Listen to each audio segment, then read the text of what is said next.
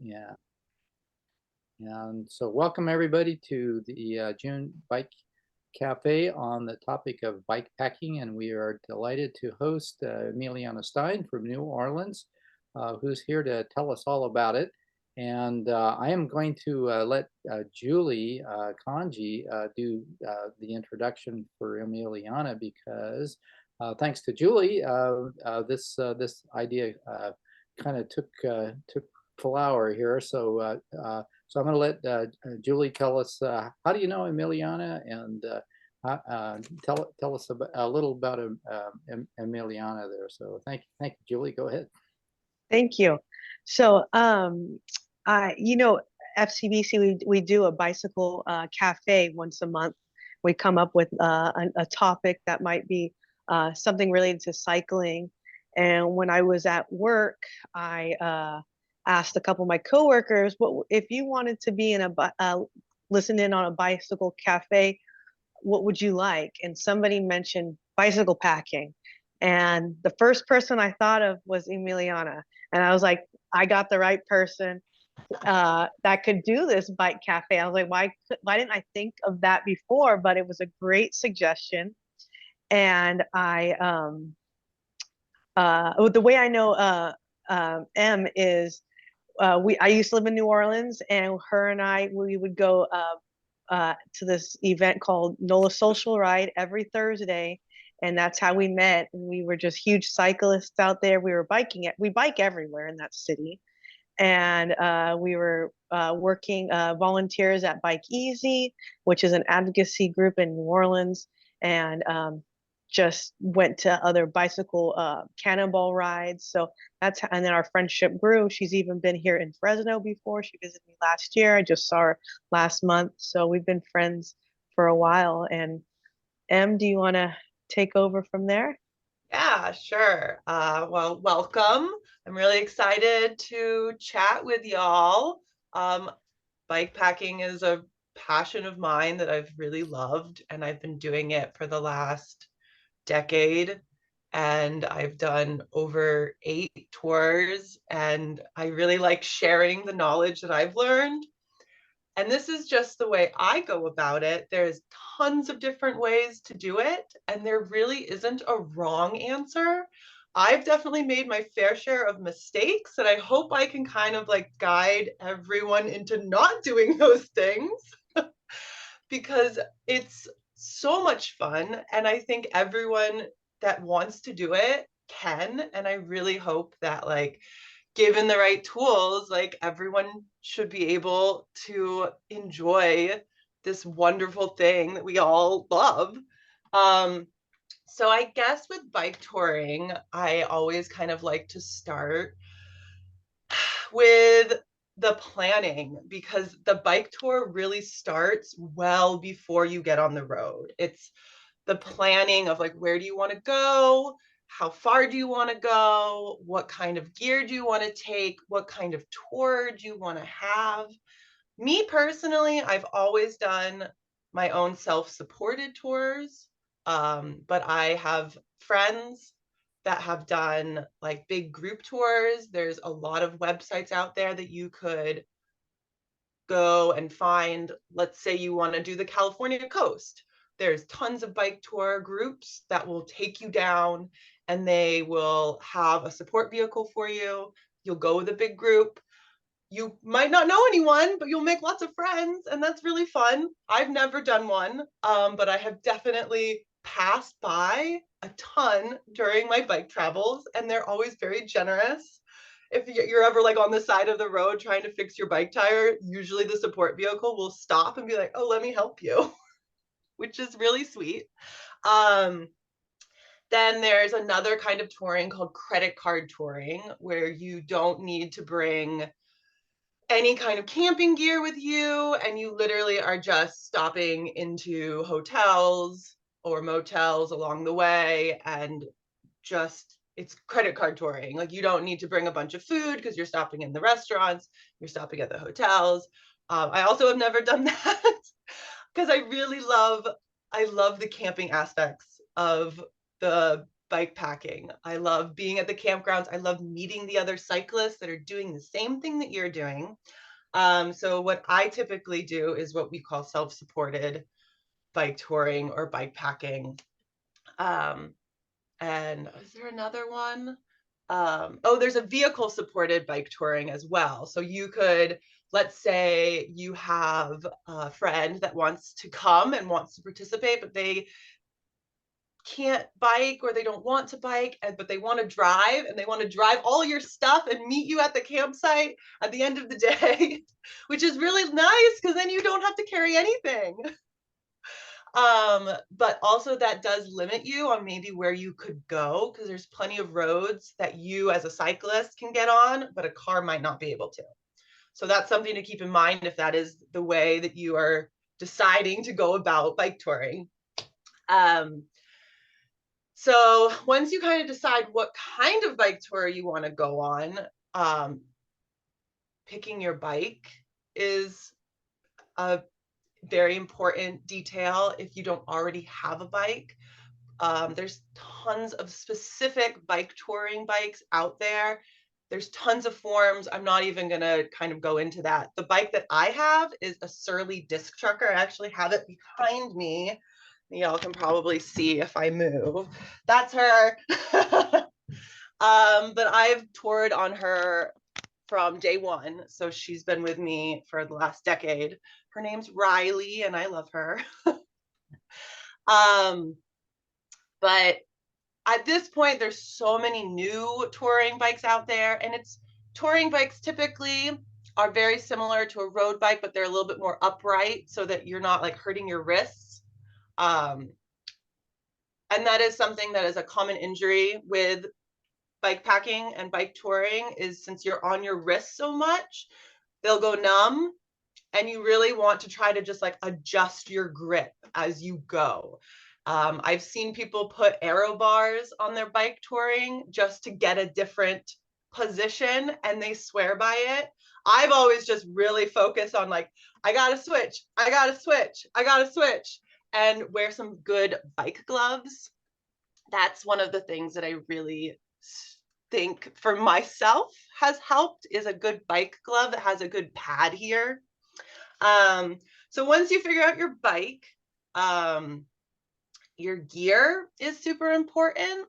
And you can either go one route, which is to pack as much stuff as you want and just go a little bit slower because you're carrying maybe 40 pounds of stuff, or you go ultra light and are not as comfortable, but you can go a lot farther.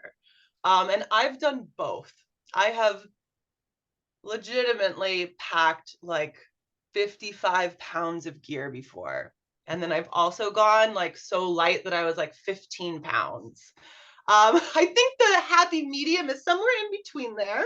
But I'm going to share my screen and show y'all some pictures of some of the bike tours I've done, and just kind of talk about some of the different setups that I've done on my bike and what I was packing. So let me see how to share this screen here for y'all. Share screen. Here we go. All right. So can y'all see that? Mm-hmm. All right. Yes. Cool. Let me try to make this bigger for y'all. So let's see. So here's one of the bike tours that I did that you can see that I have the back panniers and the front panniers. That was the tour that, I kid you not, I was carrying like 50 plus pounds of gear, and it was very hard to get a pills. But I still had a lot of fun. I regretted carrying that much stuff. And then like this picture is, I ditched the front panniers, and personally I like just having the two back panniers. Your steering is a lot more stable when you don't have the weight in the front, and I liked it a lot more. There's me picking blueberries. Lots of activities to do while you're bike touring. I stopped into the Grand Canyon at one point. And this is a nice picture of what was in my pack when I packed the lightest amount of stuff, which was, I think I got to 15 pounds. So you can see that like the one thing I brought that was a novelty item was like my sketchbook, because I'm an artist. My clothing is up on top here. My rain jacket, rain pants. I had a tiny little camp towel. Those were toiletries in there. These were the only clothes that I brought. I had like 3 pairs of socks, and it was cold, so I had a hat and a sun hat. I had a little fanny pack for when I got off the bike. This was my entire camp stove cooking setup. So I cooked on that little pot and ate out of that little pot, and that was it. I did have a tiny bike lock, which honestly I think is very unnecessary because you never really leave your bike. Sunblock, I had a GoPro, I had a little camp light. Over here, I had a tiny camp pillow with my sleeping bag. This tiny little black bag was my bivvy, which wasn't a full tent. I have a picture of it I can show y'all. I don't recommend sleeping in a bivvy. They're not very comfortable. This was my sleeping pad. This was the bike tools that I brought. I was going on the southern route, which is pretty populated with bike shops, so I didn't feel the need to bring a ton of bike tools. So like this is very bare minimum tools you'd need. Those were my bike shoes. Inside this little green bag was food. Also, you were able to get to somewhere, a grocery store, a little corner store, something to get food every maybe 30 miles tops. So I didn't feel the need to bring a ton of food with me. I had more than one water bottle. Don't worry, I was not just drinking out of one water bottle. And then those were my chargers for my phone. And it was the bare minimum things that I brought.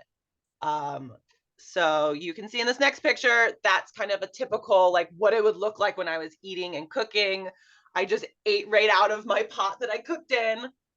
The next picture is the bivvy setup. So this little tent right here, that's what a bivvy is. I hated it. I don't recommend it, but I slept in it for 6 months. And at the end of 6 months, I ended up buying a 2-person tent and said, I'm not doing this anymore. And for the next 2 months, I slept in a 2-person tent by myself. There is me crossing into the Arizona border. There's also somewhere in New Mexico, me and my bike. This was Austin. So this is California. I've really been everywhere. Most of my tours have been solo, and I really love biking solo because you get a chance to do whatever you want to do and stop wherever you want to stop and not worry about what other people want to do, which is a double-edged sword. Like you get lonely and sometimes you do want company. I'm gonna pause the photos for a second and show y'all some websites that I found to be extremely helpful on my bike tours, especially my solo bike tours. And if y'all don't know about these websites, write them down because they're super helpful. My biggest bike touring website was Warm Showers. Let's see, I have it pulled up here so that y'all can kind of see what it looks like. Let's see. Here we go. So this is Warm Showers. So this is a website that is just dedicated to touring cyclists, and you could be a host, and you can also travel and be hosted by other touring cyclists or people who want to be touring cyclists. Who like, when I first started getting into bike touring, I signed up for Warm Showers and hosted a bunch of people before I toured. So I got to talk to them and see what their experiences were. So like, this is my profile. And you just give yourself a little bio. People get to write reviews about staying with you or you staying with them so that everyone is safe. And when you're on the road, this is what it looks like. When you're trying to find a host, you get to, when you go into like big cities, so like New Orleans is where I am right now. So it's going to show us New Orleans. And so this is what it looks like. You're in a big city, you don't know where to stay. You look at these little dots, and these are all the people that are hosting. You click on them and you message them. So like if I clicked on this person, I would just send them a message, be like, hey, I'm touring through, give a little like brief bio of myself and say like, are you available to host? And they get back to you and say yes or no. And it is a super helpful website. I have had some of the best experiences and some beautiful people that I'm still dear friends with to this day that I've met on this website. And I'll show you back to the photos. This is a picture of one of the warm showers hosts. She wasn't home yet, and she was like, here's the key to the house. And she left this little sign that was just like, welcome cyclists, you're here, hooray, come on in. The bathroom and shower is around the corner, down the hall, towels are out. Oh, and guess what? There's other people staying with you. And there were these two lovely couples that were also bike touring, going the same direction. We actually ended up biking for a few days together. It was lovely. Usually they have Wi-Fi, so she gave us her Wi-Fi password, and it was lovely. So I just wanted to give you kind of an example of how warm showers works and like some really lovely stories of them. So if you don't know about that website, write it down, super helpful. A lot of times you don't go into cities because you kind of want to stay out in nature. So you're really just camping. So this was a picture of my little 2-person camp setup. That's a little REI half dome, which is, I still have to this day, and I love that tent. Every once in a while, you run into a rainstorm you don't want to deal with, and you decide to get a hotel or a little motel. So this picture is me just wheeling my bike into the motel. Here's another picture of me on the California coast. Here, you see a lot of cows. People stop into your campsite and give you food a lot because they love to see what you're doing. And they're like, wow, what are you doing? You want to tell me about it? And there was some guy who gave me beer and this like camp food, and it was really sweet. And so this was me on the California coast. There's these little signs that are the scenic bike highway that you're pretty much following Highway 1, but it's nice to kind of see these signs. You know you're going the right way. There's another website that is called Hip Camp that was very helpful to find campsites if there weren't a lot of campsites in the area. This is kind of a picture of a hip camp that I had stayed at that was specifically geared towards touring cyclists. A lot of times it's very cheap. It's like $10 to camp. And it's like Airbnb, but for camping. It is, somebody has a large plot of land and they go, hey, like I have access to this amount of land that I would love for people to camp on. There might be a bathroom, there might not. They let you know, and you agree to sign up for this website and pay the camp fee or not. And it was very helpful when there wasn't a lot of campsites around to try this, to see if I could find somewhere that I felt a little bit safer camping in. Because you can wild camp. I personally didn't really like doing it because I hated getting waken up with a flashlight in your face being like, get out. And that made me very nervous. So I tried not to do it if I could help it. So that is an example of that. And then this was little hiker biker campsites, which y'all probably are familiar with living in California. Y'all have so many of these and they are so lovely. They're almost always like $5 or $10. They're a lot around the coastlines because there's so many people biking. and you get to just bike right in. It's usually a little bit more secluded. Sometimes they even have a little bike station with a bike pump and a few bike tools. They are super great. If I had an option of staying at a campsite that didn't have one or did have one, I would absolutely go for the hiker biker campsite because they were always just the best. So those were some of the pictures that I had set up to show y'all. I'm gonna stop sharing my screen with y'all. Also, if you guys have any questions while I'm going, feel free to write them in the chat and I will try to answer them as I go. Because I don't want y'all to miss anything. I know I'm going kind of fast. I'm trying to throw a lot of information at y'all very quickly. One of the really fun things for me during bike touring is the process of figuring out where I'm going to go next. And one of my favorite maps for cyclists are adventure cycling maps. I pulled out a couple examples from my bike bags. So like the Pacific Coast bike maps look like this. And you can get digital ones. I always went with the paper ones because I didn't want to rely on my phone working all the time. So they look like this. They pull out into a big section, and each section is just really small, and you get to just look at the day and be like, okay, like I'm gonna just take this little map one at a time. A lot of the handlebar bags, so like on the bike, if you get like an Ortley handlebar bag, they come with a little clear sleeve at the top that they intend on you putting maps inside of.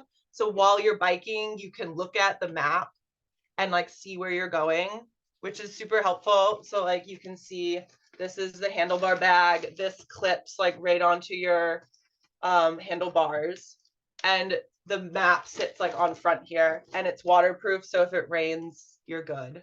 And then I always kept snacks in my handlebar bag. Was literally all I ever used it for, was my maps, and kept little snacks that I would like eat on the road.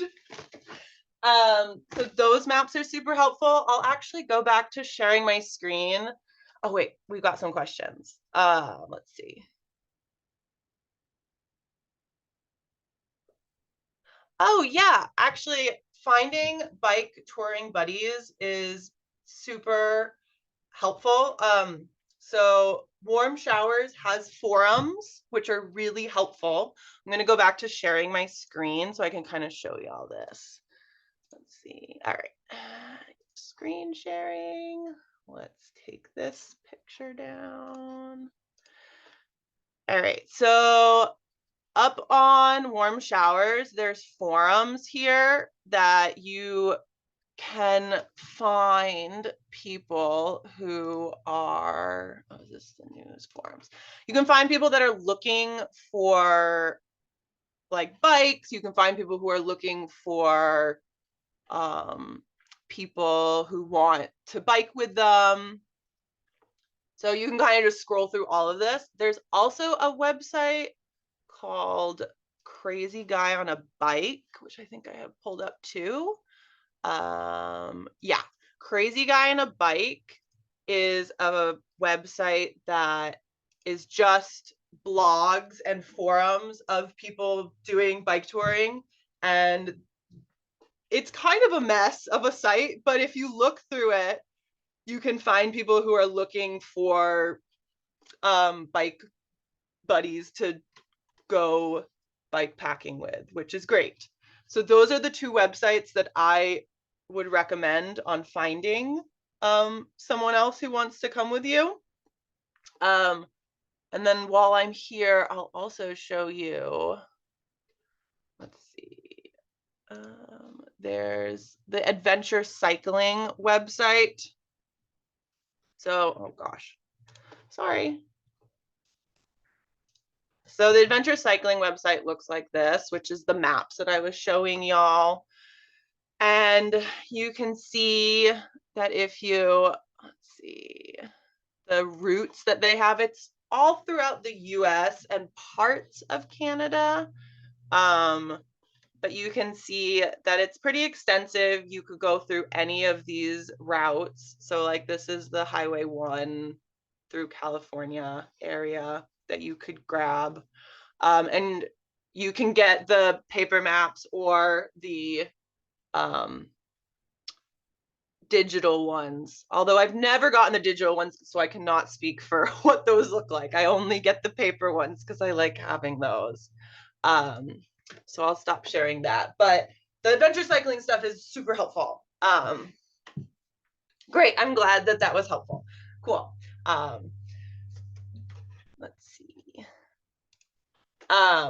So the other things that I wanted to talk about was another great thing to kind of nail out before you get on your bike tour is how many miles you want to be as a goal.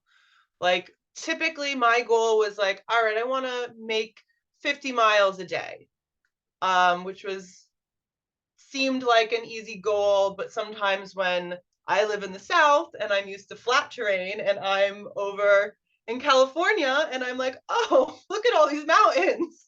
50 miles was actually a lot. So it's really important to kind of look at where you're traveling and make a realistic goal, especially if you have to be somewhere on time. Like if you have to catch a flight, it's you don't want to be in a panic situation of like, oh shoot, like I've only made it 30 miles the last 4 days. Like, am I even going to make this flight that I've planned back home? It's really important to really realistically look at what you want your mileage to be. In general, I think that you will get in shape on the road and you'll go probably a lot more miles than you really think you will, because you'll be having fun and you'll enjoy it. My big thing is, and I don't know if everyone else has experienced this, but the first day that you get on your bike tour, I feel like everything always goes wrong. My biggest advice is don't plan on doing a 50-mile and 80-mile day your first day. Do a 20, 30-mile day, because I guarantee you something's going to go wrong. You're going to end up having to do more miles. Like everything that could possibly go wrong happens on the first day for some reason. And I don't know why that is, but my biggest advice is like, just take the first day very easy. Like take a break. You're going to have a whole lot of time to have all those miles in there. Do the first day real easy, because it might end up not being anyways. The other thing that I always feel like is a good thing to really pay attention to is weather. I have ignored weather patterns and been fine, but also hated it. Like I have gone the southern tour. I've done the southern route of the United States, and I have gone east to west, which is not the best idea because you're fighting a headwind the entire time.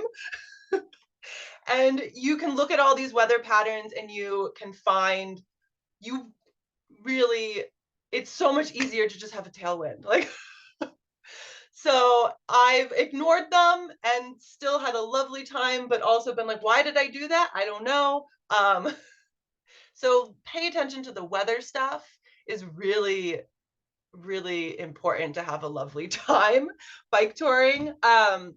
The adventure cycling maps, which is another thing that's really great about them, is they have a whole weather conditions that they stick in there that they tell you like, oh, it's probably wise for you to go north to south or south to west in this time of year, or this is the rainy season, or this is not the rainy season. So it's nice to, instead of having to like look everything up online and look through all the forums, adventure cycling has a lot of that information right there, which is super useful and super helpful. Let's see, what's another thing that I wanted to go over? Oh, some of the clothing that I brought that I found to be super useful. You don't need any fancy clothing to go bike touring. You could literally just pack up some workout gear and be fine. But it's nice to be comfortable, and having a really good pair of cycling pants or shorts or bibs is what I found really useful. I pulled some out because they have the pads in them. If nobody is familiar with them, most cyclists probably are, but they have like the really nice pads that are in the inside so that your butt doesn't hurt the entire time.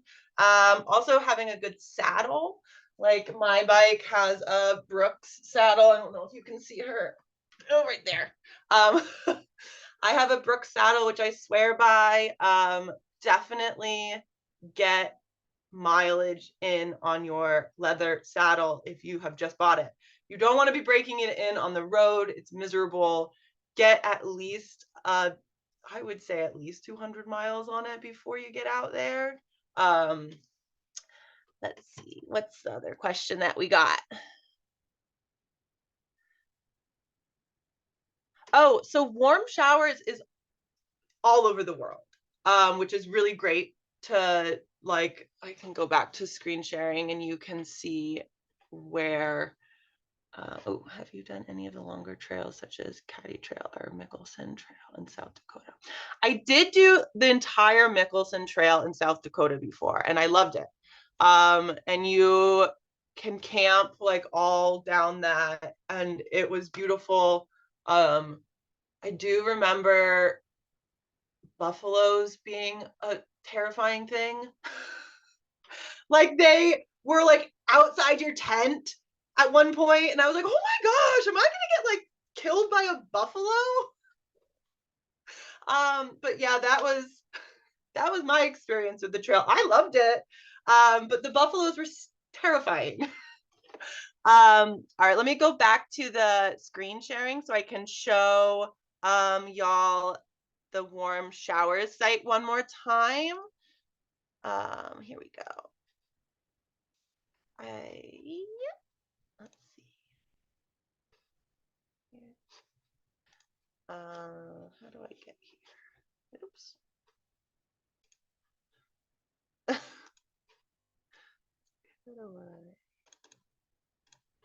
Warm showers. There we go. Yeah, so warm showers is everywhere. So like if you wanted to go down into South America, you can see there's tons of people. I'm assuming most of it's probably in Spanish, but you can make your way through all of this. And yeah, so warm showers, I think, is one of the best sites to really find a lot of other cyclists doing the same things you're doing, and to, if you need somewhere to stay or just need advice. Like I've had people message me and just like ask me like, hey, what's the easiest way for me to get like out of New Orleans? Like this is terrifying. And it's really useful because the people who are locals are gonna know the best routes. And so it's a super useful tool. Let's see, what's another thing that I wanted to go over? Oh, the clothing. The other thing with the clothing that I found super useful was if you want to spend a little bit extra money on nice bike clothing, if you go and get merino wool, it will keep you warmer, and it doesn't smell, like it doesn't keep that like gross body odor smell to it. And so that's a little tip that I've learned, because you do smell awful on a bike tour because you're sweating all the time. And then like, let's see, do we have, how much time do we have? Okay, we're doing well on time. Does anyone have any questions on anything that I've covered or anything that I haven't covered yet that you are curious on?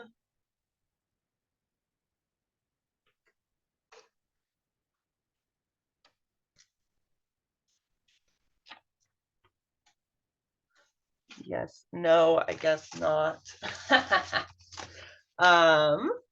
So what are some of the greatest things like you've experienced bike touring? So what has the reward been for you? Why do you keep doing it? Oh, it is very addicting for a number of different reasons.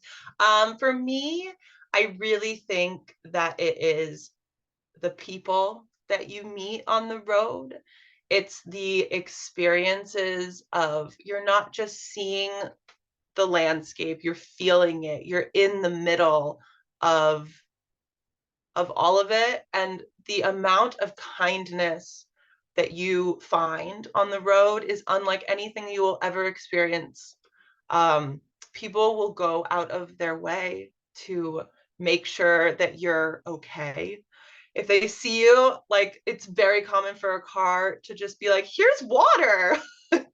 You look like you need a bottle of water. Let me just pass it out the window. Here you go. Bye.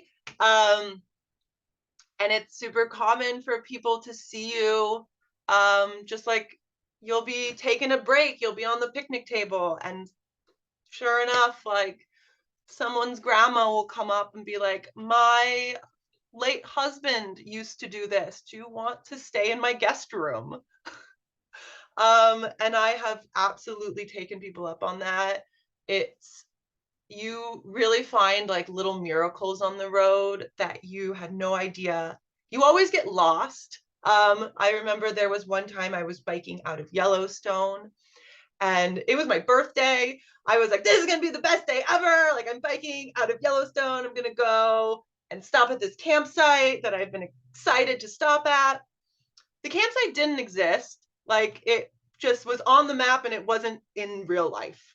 And I remember it was like getting dark. It's like windy, like road. And I'm like, okay, I can't sleep on the side of a mountain. Where am I gonna go? Sure enough, I like round a bend. And I kid you not, there's this like little tiny, like old, tiny schoolhouse, like an old, like, from who knows when. I'm like, there's no way this is in use in the middle of nowhere. And I'm like, I'll knock on the door and see what's up before I pitch a tent in the yard, because that seems logical. And sure enough, someone answered, and this woman had bought this old schoolhouse and turned it into a home in the national forest. And she was like, I have like 500 guest rooms. Why don't you just stay in the house instead of sleeping in the yard? And I did, and it was my birthday, and it was lovely. And I was honestly went from panic mode of like, I have to sleep on the side of a mountain, to like, wow, I'm in a real bed. I'm very confused of why this even exists here, but I'll take it. Like, and it's things like that that you have no idea what you're going to do, and then something amazing happens and you have a lovely time. And that is why I feel like I keep doing bike tours, because it is just crazy, and in the best possible way. You get these amazing memories that you would never have gotten any other way, and you're doing something that is rewarding and good for you, and it inspires other people. And a lot of times the people that you meet on the road who like host you, you end up hosting them. They're like, I'm so inspired, I'm going to do my own bike tour. And then they come through your town and you get to host them. And so it's like repaying along the way, and it's really beautiful. Advice on sleeping bags. Yeah, so I think it really depends on what kind of sleeper you are. Women's sleeping bags are typically rated, well, they actually always are warmer, because women have lower resting body temperatures than men, for whatever reason, no idea.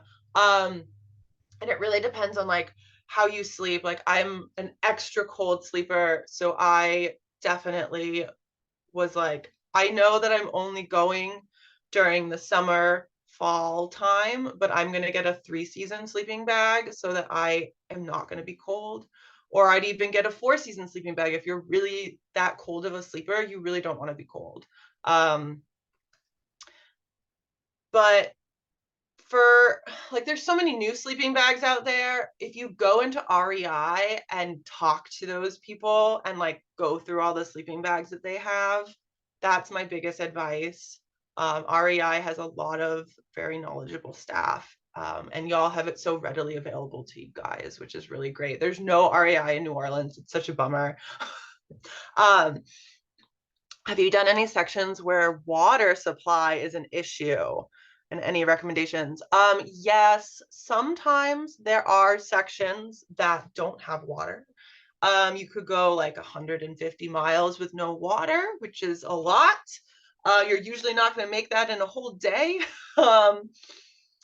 And if you get the adventure cycling maps, they give you a heads up. They're like, hey, there is no water. Make sure you do something about it. And I would pack giant jugs of water just strapped to the back of my bike rack. And I would make sure to bring 3 at least if I was going to go like 150 miles. I'm like, okay, yeah, I need a lot of water. And you kind of just have to ration it at some point and be like, okay, I need to make sure I have water tomorrow because I'm not going to make this whole mileage in maybe not even 2 days. And honestly, for the water, sometimes you're not running into people, but if you are, it's really important to ask for help if you need it. And that's something that bike touring will definitely teach you. If you're like, hey, I'm running out of water, don't be shy. That person has a car. Be like, hey, do you have any extra water? Like, I need some water. Like, I've definitely done it, and people are very generous. Bike touring is definitely a humbling experience as well as a lovely experience. It really does teach you how to ask for help when you need it. How did you keep your bike safe while sleeping? I didn't. I never locked my bike up. If I felt like I was in a big city, I always stayed at a warm showers host house. So I brought the bike inside. When I went to get groceries, I just would leave my bike outside. And I had never had any problems. I do know people who have. Having just like a tiny little, not a U-lock, but a little cable lock, obviously is very easy to cut, but it will deter someone long enough. Would probably be my suggestion if that is something you're worried about. I have had friends that would tie string to their bike and tie it to their wrist into their tent so they would feel it if someone was moving their bike. I honestly would go for such a long period of time that I always had a joke that people would be like, why are you not worried about your bike getting stolen? I'm like, I've been doing this for 6 months. If someone steals my bike, they will be doing me a favor because then I can go home. But I've never had any problems. You're usually in campsites around a bunch of other people who are biking as well. If you're ever in very populated areas where you are not going to be able to bring your bike inside, that's when I feel like I would be like, oh yeah, I definitely need a bike lock. Like, bring a good U-lock. But also, like, I've been in New York City with my bicycle where you can't bring your bike inside because it's New York City and you're living in these tiny quarters. And I've borrowed like warm shower host bike locks to be like, hey, can I like borrow this for the night while I lock my bike up, and then tomorrow I'll give it back to you and I'm on my way. And they've always been very generous about that, which is lovely. Were you ever concerned about safety traveling alone? I was never concerned about my safety. I was concerned about bears eating me, which was a little bit of an irrational fear, but I was terrified of bears eating me. But no, people have always been nothing but kind. And I'm definitely more worried about wildlife. Like, I've had personal beef with the raccoons all along the West Coast for so long. They will get into everything and it is the worst. cannot tell you how many times raccoons have stolen all of my food.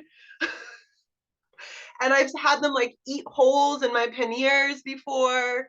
Like, it's been a struggle with wildlife, but I've never had any problems with safety. I think the biggest safety concern is cars. Sometimes cars will get really close to you. There's not a huge shoulder on some roads that you're biking on, and that is really scary because if they don't see you, then there's not much you can do other than hold your line. And that's the biggest thing that I would be worried about my safety on, is some of the roads that I was on. And sometimes I would be worried enough that I would reroute my entire route. I'd be like, you know what, this road is not worth it. It's sending me on a 10-mile stretch with no shoulder. It's busy. I feel like I'm going to get hit. And sometimes you just have to go like, you know what, I'm turning around. I'm doing the 4 miles back to wherever I was over there, and I'm going to reroute. And sometimes you just got to do that for your own safety. Do you ever encounter many recumbent trikes on your travels? Yes, I do. There's tons of recumbent trikes all over the place. They look super comfy. Their butt is definitely not hurting like mine is. And the biggest thing that I've heard them complain about is that since they are so much closer to the road and lower down, that cars, like they're worried about cars seeing them. Obviously, we all have the little flags that we put up to make sure cars do see us. But one of the nice things that I've heard from a lot of touring recumbent riders is because it's kind of a novelty that like a lot of these cars don't see recumbents very often, people kind of slow down and pay a little bit more attention, which is lovely. Like, great perk. They're like, oh, I haven't seen that before. What's going on there? So that's really nice to hear that at least they're paying a little bit more attention. But yeah, I definitely run into a lot of recumbents. And I've never done a bike tour on one, but it does sound like a really nice way to go to not hurt your butt the entire time. That's definitely one of the things that you could always factor in, is that like you're going to be sore, and like what happens if you have an injury? Like I've gotten injuries on the road where like I can't keep going, or I'm going to keep hurting myself. I bike with clipless pedals, which are the ones that clip right in. And the only reason why I started doing that was because my arches fell and I couldn't walk properly. Like it was during a tour. It was so painful. I had to go to a doctor. I had to rest for like a week in some little campground, just being like, I hope my foot gets better so I can keep biking. And the clipless pedals and the clipless shoes are rigid so that your foot isn't doing this all the time. And so it's very helpful for not hurting your feet. My feet have just always been really bad, which is why I got the injury. But taking injuries into account is really useful, because there's always a likelihood of something happening where you want to have that padded time kind of built in of like, oh, what happens if I need to rest longer because something's just not right, something hurts, I get sick, food poisoning. I've gotten food poisoning on the road. Like, you don't want to try biking when you have food poisoning. Like, you're like, I want to like rest.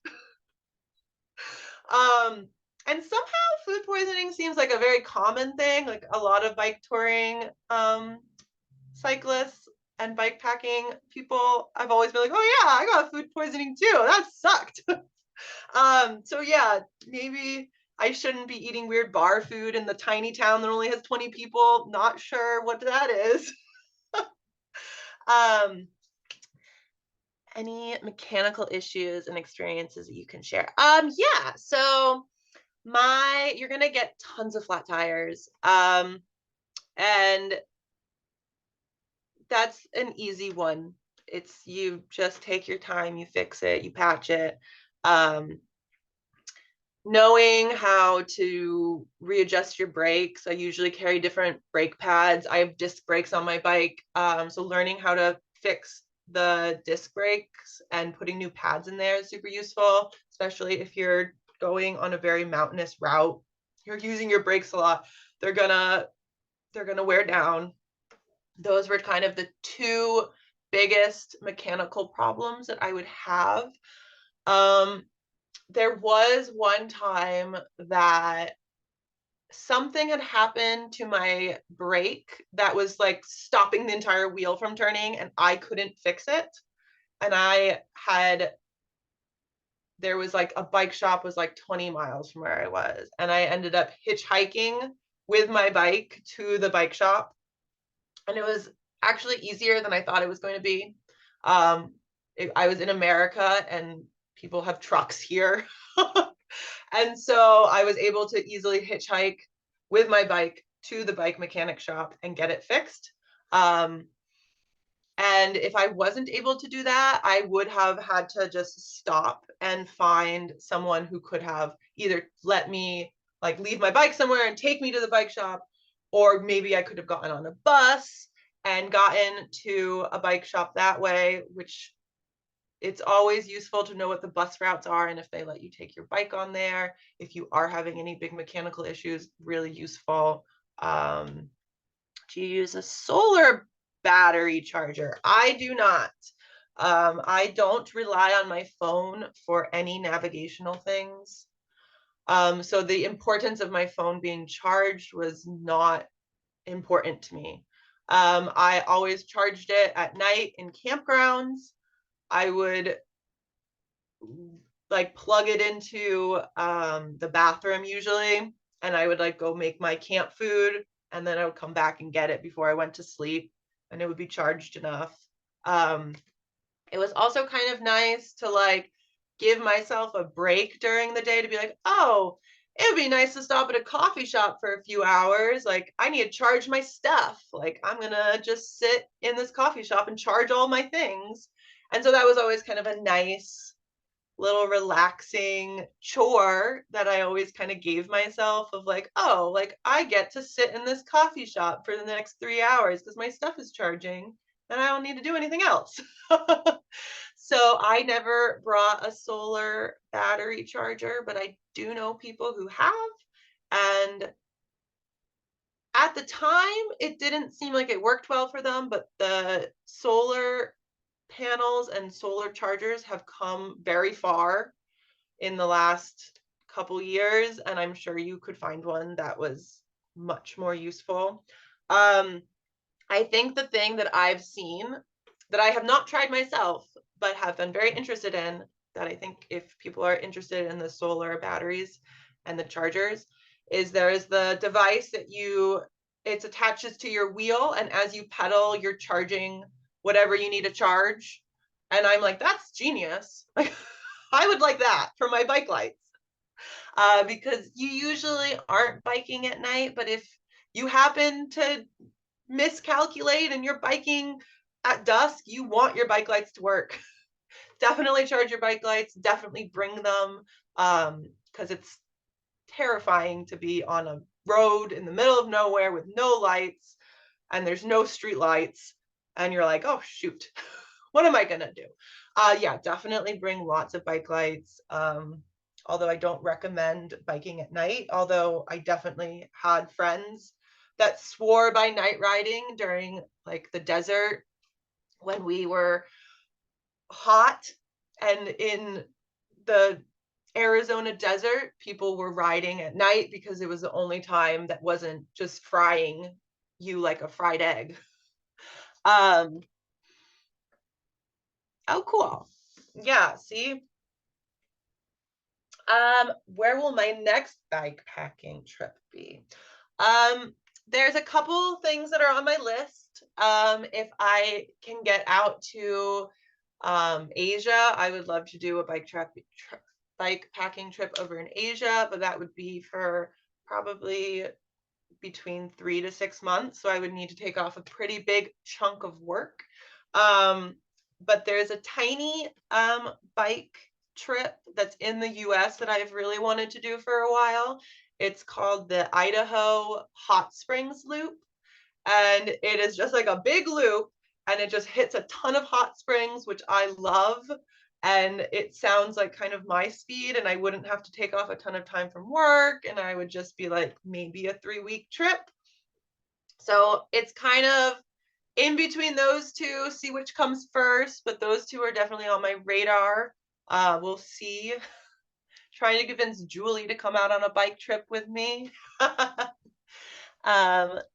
Cool. Yeah, we're almost out of time. So we probably have another question that we could answer. If anybody has one more, I will try my best to answer it. Yeah, well, this has been delightful, Emiliana. If anybody has one last question, go for it. But I want to express our deepest gratitude to you for sharing some valuable lessons Yes. that we can hopefully put to practice here. And so I think we can go ahead and. One more. I have one more question. Okay. Yeah. Mine was, what trails and areas do you recommend on the Californian coast, if any? I loved the Pacific Coast Trail that is right on Highway 1. Mhm. I loved that. I've actually done it twice. I loved it so much. I mean, it is ranked like one of the best biking in the whole world. Like, people come from everywhere. And so if you haven't done it, y'all are right there. Like, I loved it, and it was a lot of fun. So on the California area, that's definitely where I would go again, and I would actually do it in a heartbeat again. Like, it's a great trail. Were any of the pictures you shared from that trail? Yes, yes. Awesome. The lighthouse that I Oh, was yeah. by, that was it was somewhere close to Half Moon Bay. It was like right before it. So yeah, there was pictures from the California coast on there. Where were the cows? Because I love The cows. cows were in Idaho. Oh, wow. Okay. Yeah, That's awesome. yeah. All right. Well, cool. All right. Well, we're right up to 8 o'clock here, so I'm going to go ahead and have Edie stop recording. Thank you, Edie, for Bye. keeping us on.